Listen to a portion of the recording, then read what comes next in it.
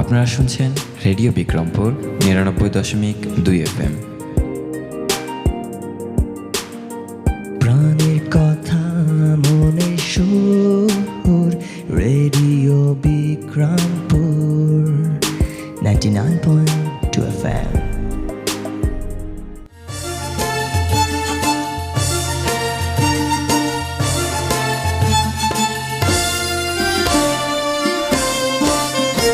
সব জয়ধ্বনি কর, তোরা সব জয়ধ্বনি কর, ওই নূতনের কেতনরে কাল বৈশাখীর ঝড়। তোরা সব জয়ধ্বনি কর, তোরা সব জয়ধ্বনি কর, ওই নূতনের কেতনরে কাল বৈশাখীর ঝড়। তোরা সব জয়ধ্বনি কর, তোরা সব জয়ধ্বনি কর।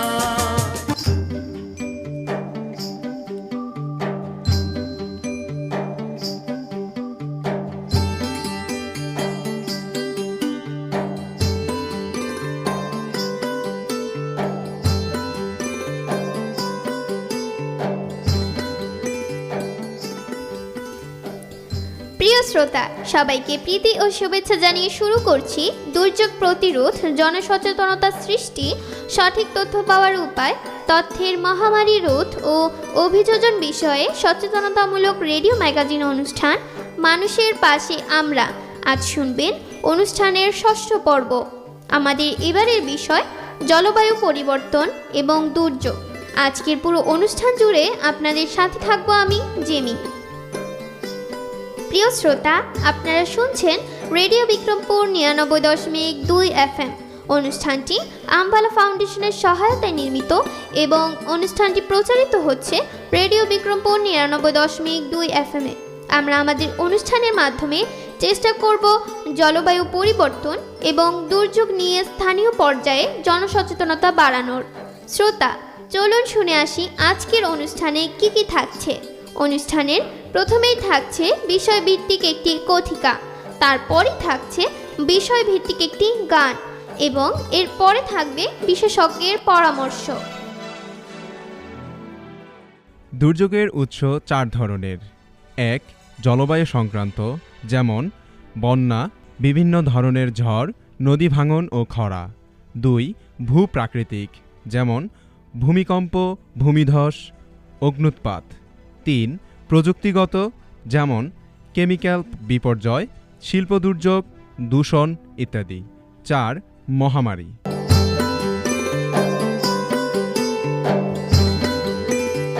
প্রিয় শ্রোতা বন্ধুরা, চলুন প্রথমেই আমরা জলবায়ু পরিবর্তন এবং দুর্যোগ নিয়ে একটি কথিকা শুনে আসি। বিশ্বে জলবায়ু পরিবর্তন হচ্ছে প্রতিনিয়ত। এর প্রভাব পড়ছে সর্বত্রই। ভৌগোলিক অবস্থান ও নিত্যনতুন প্রাকৃতিক দুর্যোগের ফলে অন্যান্য দেশের তুলনায় বেশি মাত্রায় ক্ষতিগ্রস্ত হচ্ছে বাংলাদেশ। বাংলাদেশ একটি দুর্যোগপ্রবণ দেশ। সে কারণে আমাদের দেশের মানুষের জীবনযাত্রায় নিত্য সঙ্গী হচ্ছে প্রতিকূলতা। পরিবর্তিত জলবায়ুর সঙ্গে খাপ খাওয়ানো এবং অন্যান্য প্রাকৃতিক চ্যালেঞ্জসমূহকে মোকাবেলা করা বাংলাদেশের জনগণের জন্য নতুন নয়। অনেক সমস্যা তারা নিজেরাই মোকাবেলা করে থাকেন, নিজেদের অভিজ্ঞতাকে কাজে লাগিয়ে, যাকে বলা হয়ে থাকে ইন্ডিজেনাস নলেজ বা স্বদেশজাত জ্ঞান। আর সেই জ্ঞান, সেই অভিজ্ঞতা, সেই শক্তি আমাদের দেশের বহু সমস্যা সমাধানে হয়ে উঠতে পারে এক প্রধান হাতিয়ার। ডিজাস্টার প্রজেক্ট বা জলবায়ু পরিবর্তনের নামে যেসব প্রজেক্টগুলো উত্তরবঙ্গ বা গাইবান্ধা এলাকায় যায়, সেখানে কিন্তু মূল সমস্যা ঘর উঁচু করা না। কারণ ওখানে যারা থাকেন তারা জানেন যে বর্ষার সময় ঘরগুলো উঁচু করতে হবে। এটা তার কাছে কোনো সমস্যা নয়। কিন্তু তার কাছে যে জিনিসটার সমাধান নেই, সেটা হলো এই যে প্রতি বছর নদী ভেঙে যাচ্ছে, অর্থাৎ নদীর বাঁক পরিবর্তনের কারণে সে প্রতি বছর জমিহারা হচ্ছে, সেই সমস্যা। এর জন্য কিন্তু তার টাকার দরকার নেই, দরকার নিজের শক্তিকে বাড়ানো এবং পারস্পরিক সহযোগিতা। বলা বাহুল্য, জলবায়ু পরিবর্তনের সবচেয়ে নেতিবাচক প্রভাব পড়বে খাদ্য উৎপাদনে। আর বাংলাদেশ কৃষিপ্রধান দেশ হওয়ায় দেশের খাদ্য নিরাপত্তা সবচেয়ে হুমকির মধ্যে পড়বে। এক্ষেত্রে জলবায়ু পরিবর্তনের চ্যালেঞ্জগুলো মোকাবেলা করতে অভিযোজন ব্যবস্থা গড়ে তোলা প্রয়োজন বলে মনে করেন বিশেষজ্ঞরা। বিশেষজ্ঞদের মতে উত্তরবঙ্গে যেখানে অনেক বেশি খরা হয় সেখানে হয়তো লবণ সহিষ্ণু ধান বাড়াতে হবে। সুতরাং জলবায়ু পরিবর্তন রোধে শুধু খাপ খাইয়ে চললে হবে না, বরং যথাযথভাবে এর মোকাবেলা করার প্রস্তুতি নিতে হবে আমাদেরই। চিংড়ি চাষের জন্য অপরিকল্পিতভাবে বাঁধ কেটে কালভার্ট তৈরি করে লবণ পানির উত্তোলন বন্ধ করা, স্থানীয় জনগণের প্রস্তাব ও পরামর্শের ভিত্তিতে উপজেলা পর্যায়ে কৃষি জমি, ভূমি, মৎস্য আইন নীতিমালার সমন্বয় করে তা বাস্তবায়ন করা, দক্ষিণ পশ্চিমাঞ্চলের নদী ও জলাধারগুলোর ওপর সব ধরনের উন্নয়ন অবকাঠামো বাতিল করে জলপ্রবাহের প্রাকৃতিক গতিধারা নিশ্চিত করা, পরিবেশ ও ক্রমপরিবর্তনশীল জলবায়ুকে বিবেচনা করে এলাকাভিত্তিক স্থানীয় ও সহনশীল কৃষি ফসলের আবাদ বাড়ানো। জলবায়ু সংকট নিরসনে বাংলাদেশের বর্তমান সরকার জাতিসংঘ সহ বিশ্ব ফোরামে বলিষ্ঠ ভূমিকা রেখে চলেছে। পরিবেশগত মানসিক এই বিপর্যয় থেকে বাংলাদেশের জনগণকে রক্ষার জন্য সরকারের বিভিন্ন পদক্ষেপ প্রশংসা সাপেক্ষ, কিন্তু প্রাকৃতিক এই দুর্যোগ সম্পর্কে সাধারণ মানুষের মধ্যে আরও সচেতনতা বৃদ্ধি করা ছাড়া অন্য কোনো উপায় দেখছেন না বিশেষজ্ঞরা।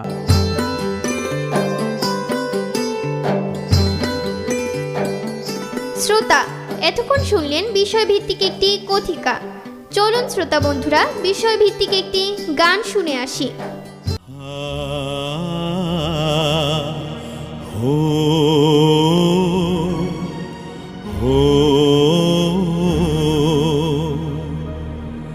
দেশের মানুষ হইল বেহুশ, হারায়া স্বজন, পানির স্রোতে ভাইসা গেছে কত আপনজন। সেদিন রাতে আইলো ঢেউ পাহাড় বরাবর, তুফান আইয়া কাইড়া নিল তামাম বাড়ি ঘর।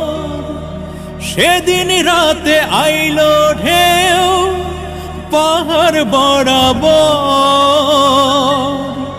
তুফান আইয়া কাইড়া নিল তামাম বাড়ি ঘর।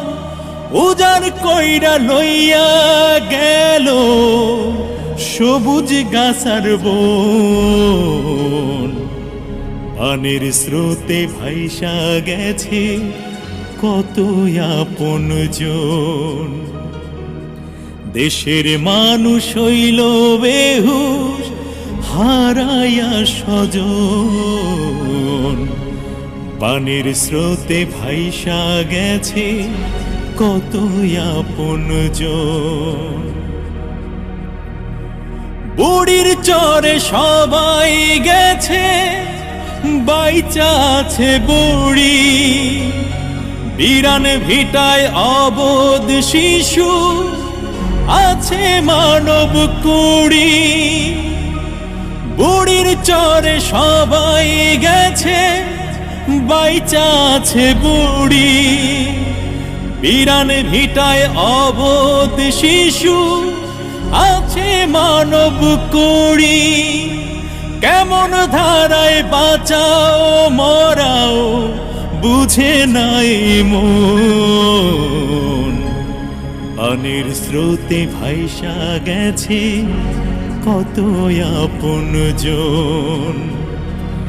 দেশের মানুষ হইল বেহুশ, হারায়া স্বজন, পানির স্রোতে ভাইসা গেছে কত আপনজন।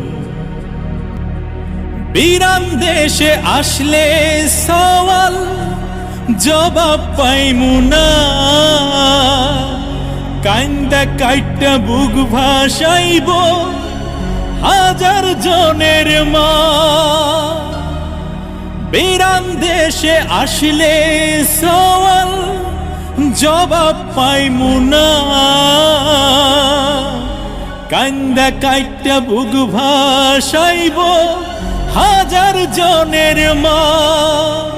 কোনখানেতে ভাইসা গেছে ওদের বুকের ধন, বানের স্রোতে ভাইসা গেছে কত আপনজন, দেশের মানুষ হইল বেহুশ হারায়া স্বজন। বানের স্রোতে ভাইসা গেছে কত আপনজন, বানের স্রোতে ভাইসা গেছে কত আপনজন।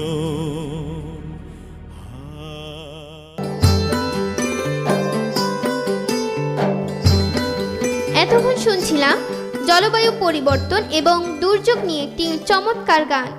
এবার শুনে আসা যাক জলবায়ু পরিবর্তন এবং দুর্যোগ নিয়ে বিশেষজ্ঞের পরামর্শ। এখন বাংলাদেশটাকে একরকম করে দেখেছেন, কালের বিবর্তনে অনেক উন্নয়ন হচ্ছে, প্রতি মুহূর্ত দেশ বদলাচ্ছে, আসলে ঠিক কোথায় যে দাঁড়াচ্ছি আমরা? একটা দেশের যদি মানুষ যত যাই থাকুক সেখানে আপনি অ্যাটলিস্ট 15 to 20% ফরেস্ট এরিয়ার প্রয়োজন। ফরেস্ট এরিয়া কেন? আমাদের কার্বন ডাইঅক্সাইডকে মিনিমাইজ করার জন্য। সেই কার্বন ডাইঅক্সাইড মিনিমাইজ করার জন্য যদি আমার ফরেস্ট এরিয়া কিন্তু আমরা যেভাবে উজাড় করে দিচ্ছি আর ডেভেলপমেন্টের নামে, সেটা আমাদের জন্য যথেষ্ট ক্ষতিকর একটা বিষয়। আমরা রিস্কের দিকে যাচ্ছি। আজকে যে সমস্ত যুদ্ধ ইনসিডেন্টসগুলি আসতেছে, ওয়ার ইনসিডেন্ট যেগুলো আসতেছে, এগুলো কি? এগুলি হচ্ছে গ্লোবাল ওয়ার্মিংয়ের আরও একটা অ্যাডিশনাল ফ্যাক্টর। এগুলিকে আমরা উত্তপ্ত করে দিচ্ছি। তার উত্তপ্ত করে দিচ্ছি কেন? কেন আমরা তো চিন্তা করতেছি না যে আমাদের এটা যে আমাদের এই অসুবিধাটা আমাদের ঘাড়ে এসে পড়বে, সেটা কিন্তু এখনো তারা উপলব্ধি করতে পারছে না। এটা যখন পড়বে তখন কিন্তু তারা একমাত্র ওই সিচুয়েশনে আমাদের একটা কমন কনসেনসাস যখন আসতে পারবে, আমরা ইন্টারন্যাশনাল অর্গানাইজেশন যেগুলো আছে এরা যদি যখন কমন কনসেন্সাসে আসবে, ইয়েস, তখন তারাও পয়সা দিয়ে তাদেরকে রিসোর্স ডেভেলপ করে, তার রিসোর্স অর্গানাইজ করে তারপরে আমাদেরকে এই সমস্ত জিনিসগুলির থেকে বের হওয়ার জন্য চেষ্টা করি। প্রাকৃতিক দুর্যোগের পূর্বাভাস বেশ জটিল কাজ।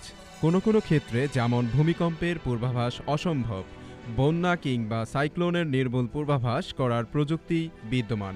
এছাড়াও ঐতিহাসিক তথ্য উপাত্ত, ভৌগোলিক অবস্থান এবং জলবায়ু ও ভূগঠনের নির্দেশিকা বিবেচনা করে এটা বলা সম্ভব যে কোন কোন এলাকা সবচেয়ে ঝুঁকিপূর্ণ। প্রিয় শ্রোতা, আমরা অনুষ্ঠানের একেবারে শেষ পর্যায়ে চলে এসেছি। এতক্ষণ আপনারা শুনলেন রেডিও ম্যাগাজিন অনুষ্ঠান মানুষের পাশে আমরা। অনুষ্ঠানটি আম্বালা ফাউন্ডেশনের সহায়তায় নির্মিত এবং অনুষ্ঠানটি প্রচারিত হলো রেডিও বিক্রমপুর 99.2 FM এ। পুরো অনুষ্ঠান জুড়ে আপনাদের সাথে ছিলাম আমি জেমি। আগামী পর্ব শোনার আমন্ত্রণ জানিয়ে শেষ করছি আমাদের আজকের অনুষ্ঠান। সবাই স্বাস্থ্যবিধি মেনে চলুন, সুস্থ থাকুন, নিরাপদে থাকুন আর সবসময় কান পাতুন রেডিও বিক্রমপুর 99.2 FM এ। এবার বিদায়ের পালা। তার আগে জানিয়ে দেব আজ আমরা মানুষের পাশে আমরা এই আয়োজনের সাথে ছিলাম। উপস্থাপনায় আমি জেমি, প্রকৌশল সহযোগিতায় ছিলেন মামুনুর রশিদ, অনুষ্ঠানটি নির্দেশনা ও পরিকল্পনায় ছিলেন মোহাম্মদ আওলাদ হোসেন খান শিবলি। অনুষ্ঠানটি প্রচার করছে রেডিও বিক্রমপুর 99.2 FM।